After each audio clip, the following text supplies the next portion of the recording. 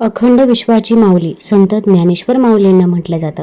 वारकरी संप्रदायाचा मूळ पाया संत ज्ञानेश्वर माऊलींनी रचला आणि अखंड विश्वाला जीवन जगावं कसं, देवांपर्यंत पोहोचावं कसं हा मार्ग दाखवला. तर बांधवांनो, संत ज्ञानेश्वर माऊलींची बहीण म्हणजे आदिशक्ती मुक्ताबाई. आदिशक्ती मुक्ताबाईची आज आहे पुण्यतिथी. तर मी तुम्हाला संत ज्ञानेश्वर माऊलींची त्याचसोबत संत मुक्ताबाईंची कथा सांगणार आहे. ही कथा ऐकल्यामुळे आपल्या आयुष्यातील दुःख, दारिद्र्य, गरिबी दूर होत असते आणि आपल्याला संत ज्ञानेश्वर माऊलींचा आशीर्वाद देखील प्राप्त होत असतो. त्यामुळे व्हिडिओ स्किप न करता शेवटपर्यंत जरूर बघा. चॅनलवरती नवीन असाल तर चॅनलला लाईक करा आणि सबस्क्राईब देखील करा आणि कमेंटमध्ये रामकृष्ण हरी लिहायला विसरू नका. तसेच शेजारील नोटिफिकेशन बेल देखील प्रेस करा, जेणेकरून मी जेव्हा पण व्हिडिओ बनवेल तर तो व्हिडिओ तुम्हाला सर्वात अगोदर दिसेल. संत निवृत्तीनाथ, संत ज्ञानेश्वर, संत सोपान आणि मुक्ताबाई ही चारही भावंड ज्ञानी होते. निवृत्तीनाथांनी गहिनीनाथांकडून मिळालेले योगज्ञान, ब्रह्मविद्या आपल्या भावंडांना दिली. चारही भावंडे अभंग, ओव्या, विराण्या असे साहित्य रचून सामान्य लोकांमध्ये आध्यात्मिक ज्ञानाचा प्रसार करत होते. पोथी, पुराण, कर्मकांड, जाती व्यवस्था यामुळे सामान्य लोक अध्यात्मापासून वंचित राहत होते. या संतांनी तो अडथळा मोडून सामान्य लोकांना भक्तीचा, प्रेमाचा मार्ग शिकवला. त्यांचे भक्त अनुयायी वाढत होते. ज्यांना आपण संन्याशाची पोरं म्हणून हिणवलं ती इतकी विलक्षण निघाली की त्यांचे लोक भक्त बनावेत हे काही जणांच्या मात्र पचनी पडत नव्हते. विसाजी पंत हे त्यापैकीच एक होते. ते एक सावकार होते, एक प्रतिष्ठित व्यक्ती होते. त्यांचा स्वतःचा धर्मशास्त्राचा चांगला अभ्यास होता. त्यांना या भावंडांबद्दल मत्सर वाटत होता. त्यांनी दाखवलेल्या चमत्कारांच्या कथा त्यांच्या कानी पडल्या असल्या तरी त्यांना त्यावर विश्वास नव्हता. एक दिवस निवृत्तीनाथांना मांडे खाण्याची इच्छा झाली. हा पदार्थ मातीच्या खापरावर बनवतात. त्याला लागणारं खापर घरी नव्हतं. त्यामुळे मुक्ता ते खापर घेण्यासाठी कुंभाराकडे गेले. विसाजी पंतांनी या भावंडांना काही द्यायचं नाही असा दम दुकानदारांना भरला होता. त्यामुळे मुक्ताला जागोजागी फिरून सुद्धा ते खापर मिळालं नाही. मुक्ताई हिरमुसून घरी आली. आपल्या दादाला हवा तो पदार्थ बनवता येणार नाही याचं तिला फार दुःख झालं. तिचा पडलेला चेहरा पाहून ज्ञानेश्वराने काय झालं ते विचारलं. तिने मांडे करायचे आहेत आणि कोणी खापरच दिलं नाही हे सांगितलं. ज्ञानेश्वर म्हणाले, बस एवढंच ना, मग कशाला एवढी दुःखी होतेस? कर तू तयारी, छान मांडे करू आपण. ज्ञानदा दादाने आश्वासन दिल्यावर तो पूर्ण करेलच याची मुक्ताला खात्री होती. मुक्ता उत्साहात तयारीला लागली. तयारी झाल्यावर तिला मांडे खापरावर थापून गरम करून बनवायचे होते. तिने दादाला विचारलं, कुठे रे दादा खापर? कशावर थापू मी मांडे? दादा म्हणाला, थाप माझ्या पाठीवर. ज्ञानेश्वर असं म्हणून उणवे झाले. त्यांची पाठ तापायला लागली. एकदम गरम होऊन ते लाल झाले. मुक्ताने आनंदाने दादाच्या पाठीवर मांडे थापले. हा सगळा प्रकार विसाजी पंतांनी लपून छपून खिडकीतून पाहिला होता.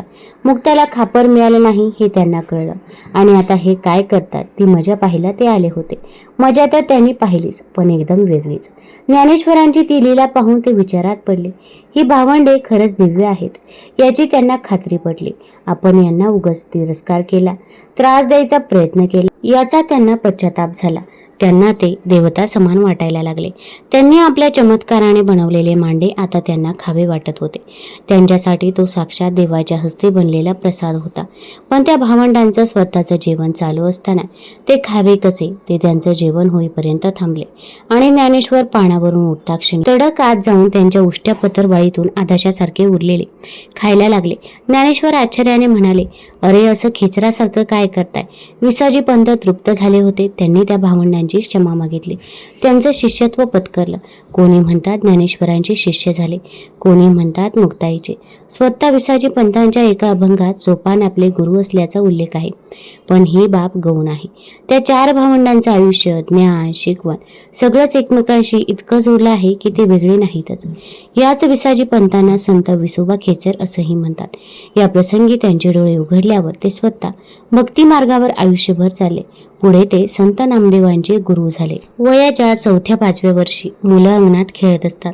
पण महाराष्ट्राच्या मातीत एक अशी चिमुकली जन्माला आली जिने खेळण्याऐवजी अध्यात्माचं ओझं आपल्या खांद्यावर घेतलं. जी वयाने तर लहान होती पण ज्ञानाने इतकी मोठी होती की 400 वर्ष जगलेल्या चांगदेव महाराजांना तिनं आपलं शिष्य बनवलं. जगाला ज्ञान देणाऱ्या ज्ञानेश्वर माऊलींची समजूत काढते. पाठीवर मांडे भाजून ती जगाची भूक भागवते. ती दुसरी तिसरी कोणी नसून साक्षात आदिमाया संत मुक्ताबाई आहे. संन्यासाची पोरं म्हणून झालेला अपमान ते विजेच्या लोळात गुप्त होईपर्यंतचा हा दिव्य प्रवास. चला तर मग लीन होऊया त्या आदिशक्तीच्या चरणी. तत्पूर्वी तुम्ही चॅनलमध्ये नवीन असाल तर चॅनल लाईक करा आणि सबस्क्राईब देखील करा. तसेच तुम्ही हा व्हिडिओ कुठून बघत आहात ते देखील आम्हाला जरूर कळवा आणि कमेंटमध्ये जय हरी माऊली जरूर लिहा. तापी नदीच्या काठावर बसलेल्या एक छोटंसं गाव, निसर्गरम्य आडगाव. याच गावात विठ्ठलपंत कुलकर्णी नावाचे एक विद्वान आणि धर्मपरायण ब्राह्मण राहत होते. त्यांच्या पत्नीचं नाव रुक्मिणीबाई. हे दाम्पत्य सुखी असलं तरी त्यांना एकच खंत होती, अपत्य नाही. विठ्ठलपंतांनी अनेक तीर्थयात्रा केल्या, नवस केले, पण पदरी निराशाच आली. शेवटी त्यांनी संसाराचा त्याग करून संन्यास घेण्याचा कठोर निर्णय घेतला. रुक्मिणीबाईंना हे कळताच खूप दुःख झालं. त्यांनी विठ्ठलपंतांना समजवण्याचा खूप प्रयत्न केला, पण विठ्ठलपंत आपल्या निर्णयावर ठाम होते. विठ्ठलपंतांनी काशी येथे जाऊन रामानंद नावाच्या गुरूंजवळ संन्यास घेतला. काही काळानंतर नियतीने रुक्मिणीबाईंनाही काशी येथे आणले. योगायोगाने त्यांची भेट विठ्ठलपंताशी झाली. रुक्मिणीबाईंना पाहून विठ्ठलपंतांना त्यांच्या संन्यास धर्माचा विसर पडला. गुरु रामानंद यांनी त्यांना पुन्हा गृहस्थाश्रमात परत येण्याची आज्ञा दिली, पण यामुळे त्यांना समाजात बहिष्कृत करण्यात आले. याच बहिष्कृत दाम्पत्यापोटी 4 तेजस्वी अपत्ये जन्माला आली.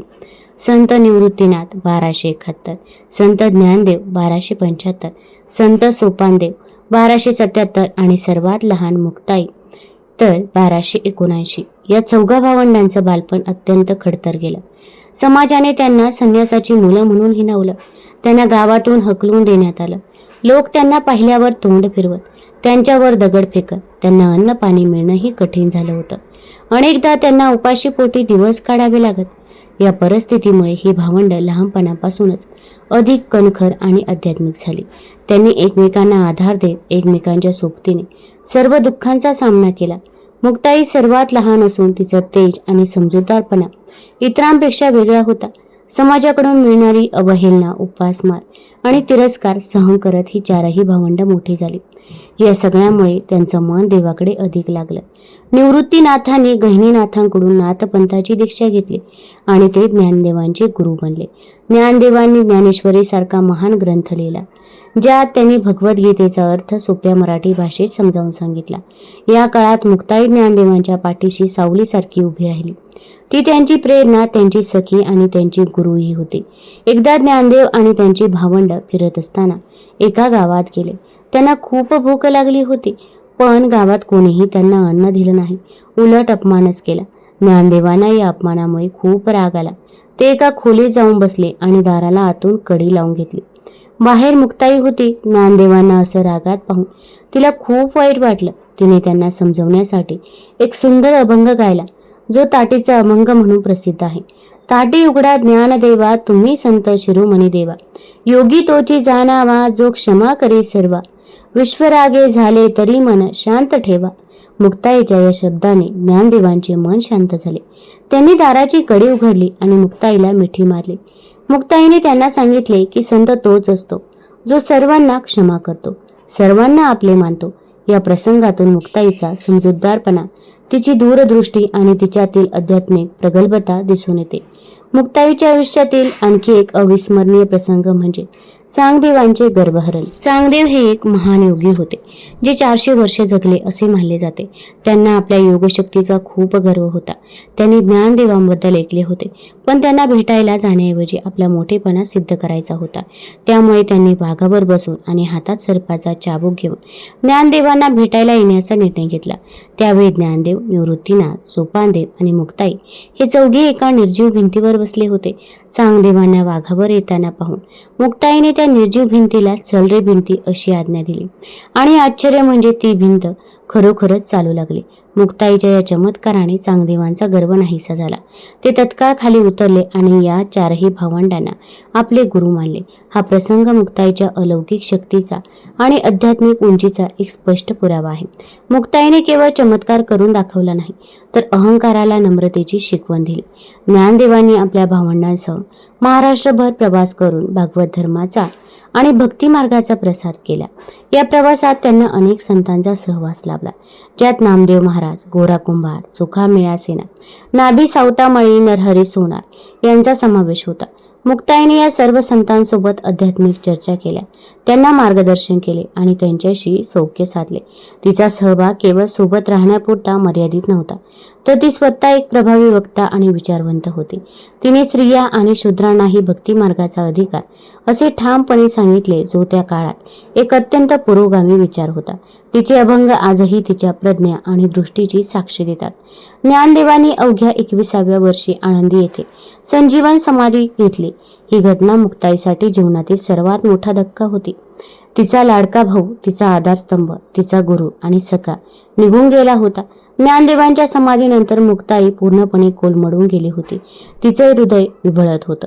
ज्या भावासोबत तिने बालपणापासून अनेक संकटे पाहिली होती, ज्याच्यासोबत तिने भागवत धर्माचा प्रसार केला होता, तो आता तिच्यासोबत नव्हता. ज्ञानदेवाच्या पाठोपाठ सोपानदेवांनीही सासवड येथे समाधी घेतली. त्यानंतर निवृत्तीनाथांनी त्र्यंबकेश्वर येथे समाधी घेतली. एका पाठोपाठ अशा तिन्ही भावंडांनी देह ठेवल्यामुळे मुक्ताई पूर्णपणे एकटी पडली होती. तिच्या आयुष्यातील हे सर्वात कठीण आणि एकाकी दिवस होते. तिच्या डोळ्यातून अश्रू थांबत नव्हते. ज्या भावंडांसोबत तिने जीवन व्यतीत केलं होतं, ते आता फक्त आठवणीत उरले होते. या एकाकीपणामुळे ते अधिकच देवाच्या ध्यानात रमून गेले होते. आपल्या तिन्ही भावंडांच्या समाधीनंतर मुक्ताई एकांत शोधात लागली. तिला आता या नश्वर देहात राहण्याची इच्छा नव्हती. तिचं मन पूर्णपणे विठ्ठलाच्या चरणी लागले होते. ती तापी नदीच्या किनारी असलेल्या मेहून या गावी गेली. तिथे ती देवाच्या ध्यानात लीन झाली होती. वैशाख शुद्ध दशमी शके 1219 म्हणजे 1297 रोजी एका वादळी रात्री मुक्ताईने देह ठेवला. त्या दिवशी प्रचंड वादळ आले होते. झाडे उन्मळून पडत होती. विजांचा कडकडाट होत होता आणि मुसळधार पाऊस पडत होता. अशा वातावरणात मुक्ताई एकांतात ध्यान करत होती. असे मानले जाते की एका वादळात आलेल्या विजेचा धक्का लागून ती देहात विलीन झाली. काहींच्या मते तिने स्वइच्छेने समाधी घेतली. तिचा अंत एका विलक्षण आणि चमत्कारिक पद्धतीने झाला. ती देहात विलीन झाली की देवाच्या तेजात समावली. हे आजही एक गोड आहे. वयाच्या अवघ्या 18व्या वर्षी म्हणजेच काही मतानुसार 20व्या वर्षी मुक्ताईनं देह ठेवला. तिने आपल्या अल्पायुष्यात एक असा वारसा निर्माण केला, जो आजही लाखो लोकांना प्रेरणा देतो. मुक्ताई ही केवळ एक संत कवी नव्हती, तर ती एक समाज सुधारक आणि मार्गदर्शक होती. तिने स्त्री शक्तीचे प्रतीक म्हणून स्वतःला सिद्ध केले. तिच्या अभंगातून आणि शिकवणुकीतून तिने समानता, प्रेम, क्षमा आणि भक्तीचा संदेश दिला. तिचं जीवन हे प्रतिकूल परिस्थितीमध्येही आध्यात्मिक मार्गावर कसे चालावे याचे एक उत्तम उदाहरण आहे. मुक्ताई ही फक्त एक व्यक्ती नाही, ती एक विचार आहे, एक संस्कृती आहे, जे आजही आपल्या मनात तेवत आहे. तिने समाजातील जातीभेद, वर्णभेद आणि स्त्री पुरुष असमानता यावर आपल्या विचारांनी प्रहार केला. तिचे कार्य हे आजही महाराष्ट्राच्या सांस्कृतिक आणि आध्यात्मिक इतिहासात सोनेरी अक्षरांनी कोरलं गेलं आहे. आजही महाराष्ट्रातील अनेक भक्तांसाठी मुक्ताई एक प्रेरणास्थान आहे. तर मंडळी, ही होती संत मुक्ताबाईची कहाणी. तापी नदीच्या काठावर एका लखलखत्या विजेच्या लोळात मुक्ताई गुप्त झाली. देह नाहीसा झाला, पण तिचे विचार आजही ताटीच्या अभंगातून आपल्याला बळ देतात. आजही जेव्हा आपण संकटात असतो, तेव्हा मुक्ताईची ही हाक कानावर पडते. शांत व्हा, संयम ठेवा, ताटी उघडा. मुक्ताईचं जीवन आपल्याला हेच शिकवतं की माणूस वयाने नाही, तर विचाराने आणि तेगाने मोठा असतो. त्यांच्या या महान त्यागाला आणि ज्ञानाला आमचा त्रिवार मानाचा मुजरा. संत ज्ञानेश्वर माऊलींची बहीण म्हणजे आदिशक्ती मुक्ताबाई. वय वर्ष फक्त 6 वर्षांचं. एकदा प्रवास करताना तीर्थक्षेत्राचा आदिशक्ती मुक्ताबाईनं 100 प्रेतांना जिवंत केलं होतं. एकदा तीर्थक्षेत्राचा प्रवास करता करता संत निवृत्तीनाथ, संत ज्ञानेश्वर माऊली, संत सोपान काका आणि आदिशक्ती मुक्ताबाई यांचा हा प्रवास चालला होता. आणि प्रवास करता करता पुंतांबा नावाचं गाव आहे, गोदावरी नदी किनारी, तालुका राहता आणि जिल्हा अहमदनगर याच ठिकाणी. म्हणजे या परिसरामध्ये ज्यांना योगीराज म्हटलं जातं, ते चांगदेव मामा फार योगीराज होते. 1400 वर्षांचं आयुष्य त्यांना लाभलेलं होतं. त्यांना बघा तर बांधवांनो, त्या ठिकाणी ते तपश्चर्या करत होते, म्हणजे समाधीस्थ झालेले होते. पण यांना 1400 वर्षांचं आयुष्य लाभलं त्याच्याबद्दल सांगते. बांधवांनो, ते 100 वर्ष झालं की तपश्चर्येला बसायचे, म्हणजे समाधीला बसायचे. परत समाधीतून बाहेर पडल्यानंतर परत त्यांना पुढचं 100 वर्षाचं आयुष्य मिळायचं. असं करता करता त्यांना 14 वर्षाचं आयुष्य लाभलं होतं. आणि ज्या वेळेला 100 वर्ष पूर्ण होतात आणि ते समाधीला बसतात, परत समाधीतून बाहेर पडल्यानंतर त्यांनी ज्या वेळेला डोळे उघडायचे, त्या वेळेला त्यांच्यासमोर प्रेत जरी पडलं असलं ना, तरी ते प्रेत उठून बसायचं. म्हणजे मेलेला माणूस जिवंत व्हायचा. एवढी तपश्चर्याची त्यांची ताकद होती. त्यामुळे आसपासच्या परिसरातील लोक काय करायचे की योगीराज चांगदेव हे तपश्चर्येला बसले, समाधीस्थ झाले की त्यांच्या उठायच्या वेळेत समाधीतून बाहेर पडण्याची वेळ होती. त्या वेळेमध्ये कित्येक गावातील आजूबाजूची लोक मेलेली प्रेत म्हणजेच त्या ठिकाणी त्यांच्यासमोर आणून लाईनशीर मांडायची. कारण डोळे उघडले की ती प्रेते जिवंत व्हायची. आणि यावेळेस सुद्धा योगीराज चांगदेव त्या ठिकाणी बघा समाधीस्थ झालेले होते आणि त्यांच्यासमोर सगळी प्रेते पडलेली होती. बघा खचाखच लाईन लागलेली प्रेतांची. आणि त्याच वेळी चारही भावंड त्या रस्त्याने चाललेले होते. आदिशक्ती मुक्ताबाईचं वय फक्त 6 ते 6.5 वर्षांचं वय होतं. आणि या छोट्याशा बाळानं आपल्या मोठ्या भावाला म्हणजे संत निवृत्तीदादांना विचारलं, दादा ही प्रेते अशी का पडले रस्त्यावरती? आणि त्या वेळेला बांधवानं निवृत्तीदादाने उत्तर दिलं. आपल्या छोट्या बहिणीला आदिशक्ती मुक्ताबाईला सांगितलं की मुक्ताबाई हे जे समाधीस्थ झालेले आहेत ते योगीराज चांगदेव आहेत आणि ते फार मोठे तपश्चर्या करणारे आहेत. त्यांनी जर डोळे उघडले ना तर सगळी प्रेते जिवंत होतात. ही सगळी जी माणसं बसलेत ती चांगदेवांचे डोळे उघडण्याची वाट बघत आहे. ही प्रेते आता जिवंत होणार आहेत. आणि त्यावेळेला बांधवानो 6.5 वर्षाची आदिशक्ती मुक्ताबाई खटकन हसली आणि म्हणाली, दादा मेलेली माणसं जिवंत करणं यात काय अवघड आहे? असं मुक्ताबाईंनी उत्तर त्या ठिकाणी बघा निवृत्तीदादांना दिलं. कारण बांधवानो निवृत्तीदादा हे मुक्ताबाईंचे गुरु होते. बघा जी ताकद त्या ठिकाणी मुक्ताबाईला मिळाली होती असं म्हटल्यानंतर त्या ठिकाणी बघा आदिशक्तीनं एक हाड पकडलं. बघा तिथे खाली पडलेलं आणि ते होतं कुत्र्याचं हाड. जवळजवळ ते 40-50 वर्षांचं पडलेलं होतं. आदिशक्ती मुक्ताबाईनं ते हाड घेतलं आणि म्हणाले, मी जिवंत करते या सगळ्या प्रेतांना. हातात हाड घेतलं आणि सगळ्या प्रेतावरून ते हाड फक्त असं फिरवत नेलं. आणि काय चमत्कार हो, झटकन सगळी जी प्रेते आहे ती पटापट उठून बसली. सगळी प्रेते जिवंत झाले. जवळजवळ 100 प्रेते त्या ठिकाणी पडली होती. आदिशक्तीने घेतलेलं जे हाड आहे ते कुत्र्याचं होतं. बघा जसं हाड हातातून खाली टाकलं तसं त्याचं कुत्रं तयार झालं आणि भुभू करत ते कुत्रं देखील पळून गेलं. म्हणजे विचार करा आदिशक्तीची ताकद. वय वर्ष फक्त 6.5 वर्षांची. आणि 6.5 वर्षांमध्ये आदिशक्ती ही मुक्ताबाईनं या ठिकाणी चमत्कार करून दाखवला. सगळी लोक त्या ठिकाणी हजारो लोक बसली. सगळी आश्चर्यचकित झाली. म्हणाली काय यांची ताकद आहे या चारही भावंडांची. त्या ठिकाणाहून बघा ही चारही भावंड पुढे निघून गेली प्रवासाला. आणि दुसऱ्या दिवशी योगीराज चांगदेव मामा आपल्या समाधीतून जागे झाले आणि डोळे उघडले तर एकही प्रेत त्यांच्या समोर नाही.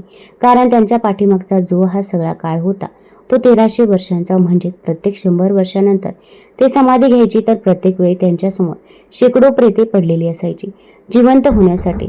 आज त्यांनी ज्या वेळेला डोळे उघडले त्यांच्यासमोर काही प्रेते नव्हती. आश्चर्यचकित झाले ते सुद्धा. आणि त्यांनी आपल्या शिष्यांना विचारलं की असं कसं काय झालं की बाबा आज या ठिकाणी प्रेते का नाहीत? आणि त्यावेळेला शिष्यांनी उत्तर दिलं बघा की या ठिकाणी छोटी 4 भावंडं आलती आणि या 4 भावंडांपैकी एक छोटीशी मुलगी होती. त्या मुलीनं नुसती हाडं लावली आणि हाताने तरी पण सगळी प्रेते जिवंत झाली आणि निघून गेली बोलत चालत. आणि चांगदेव मामांना देखील आश्चर्य वाटलं आणि त्यांचा देखील गर्वहरण झाला. तुम्हाला जर ही कथा ही माहिती आवडली असेल तर चॅनल लाईक करा, सबस्क्राईब करा आणि आपल्या मित्रपरिवारासोबत जरूर शेअर करा. धन्यवाद.